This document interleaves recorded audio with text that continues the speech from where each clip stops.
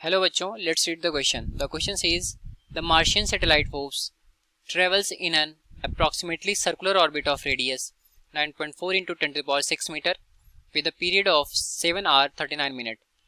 Calculate the mass of Mars from this information. So question में बोला कि कोई मार्शियन सैटेलाइट है जो सर्कुलर ऑर्बिट में जिसका रेडियस है 9.4 इंटू 10 टू पावर 6 मीटर इसमें ट्रेवल कर रहा है. ठीक है, और इसका जो टाइम पीरियड है वो गिवन है हमें. तो हमें बताना है कि जो मास ऑफ मार्स होगा ये हमें कैलकुलेट करके बताना है. तो सॉल्व करेंगे इस प्रॉब्लम को. नोट डाउन करेंगे हम पहले अपना की कॉन्सेप्ट. तो लिखेंगे हम यहाँ पर की कॉन्सेप्ट. तो किसी भी सैटेलाइट के जो रिवोल्यूशन का टाइम पीरियड होता है उसका फार्मूला हम यहाँ पर नोट डाउन करेंगे. ठीक है, तो time period of revolution of satellite, time period of revolution of satellite, revolution of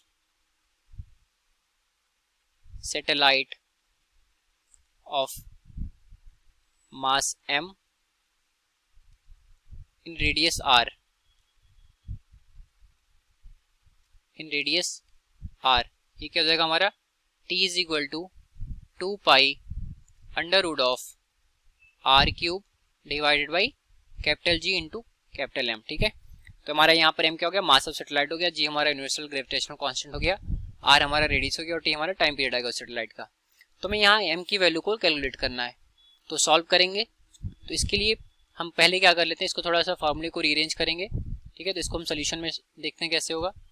तो अगर हम फार्मूले को थोड़ा रीअरेंज करें तो हमें एम की वैल्यू को निकालना है. तो दोनों साइड का स्क्वायर कर लें अगर, तो t square is equal to हो जाएगा हमारा 4 pi square into r cube divided by G into M.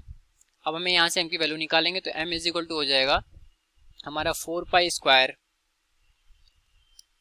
Into r cube divided by G into t square. ठीक है, अब इसमें वैल्यूज को पुट कर देंगे. तो पहले तो हमें जो ये टाइम पीरियड गिवन है ये 7 आवर 39 मिनट्स है. तो इसको अगर हम सेकंड में कन्वर्ट करें तो टी इज इक्वल टू यहाँ कितना गिवन है 7 आवर 39 मिनट. ठीक है, एक मिनट में 60 सेकेंड होते हैं और एक आवर में 60 मिनट होते हैं और 1 मिनट में 60 सेकेंड होते हैं. तो हम कर लेंगे 7 our into 60 minute into 60 second plus 39 minute into 60. तो ये जो वैल्यू हमें सॉल्व होकर के आएगी यहाँ से निकल करके वो आ जाएगी हमारी 27540 सेकेंड. ठीक है, ये आ गया हमारा टाइम पीरियड. अब ये वैल्यू हम यहाँ पर पुट कर देंगे. तो यहाँ से हमारा m इज इक्वल टू हो जाएगा 4 पाई स्क्वायर मतलब 4 इंटू 3.14 का स्क्वायर इंटू आर क्यूब.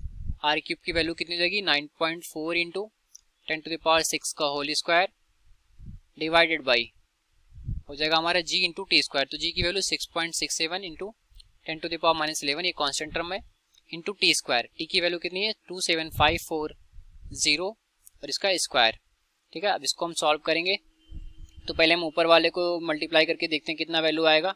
तो ऊपर वाले को जो हम करेंगे तो ये हो जाएगा 6 के पावर हमारा यहाँ पर ये 3 होगा. ठीक है, ये 3 होगा, 6 के पावर 3 तो 18 हो जाएगा और 9.4 का पावर. ठीक, तो इसको हम डायरेक्टली लिख लेते हैं.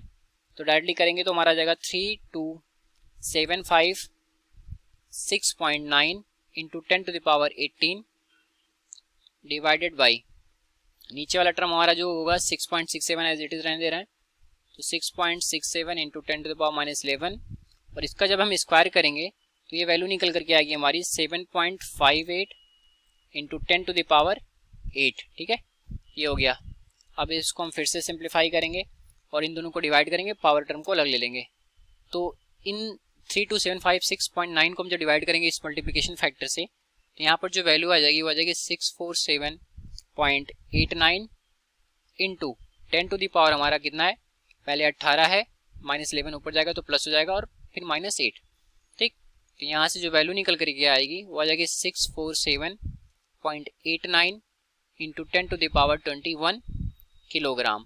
तो जो मार्स का मास निकल करके आ गया वो आ गया 647.89 into 10 to the power 21 kilogram. ठीक है, ये हमें बोला था निकालने को, या फिर हम इसको लिख सकते हैं मास ऑफ मार्स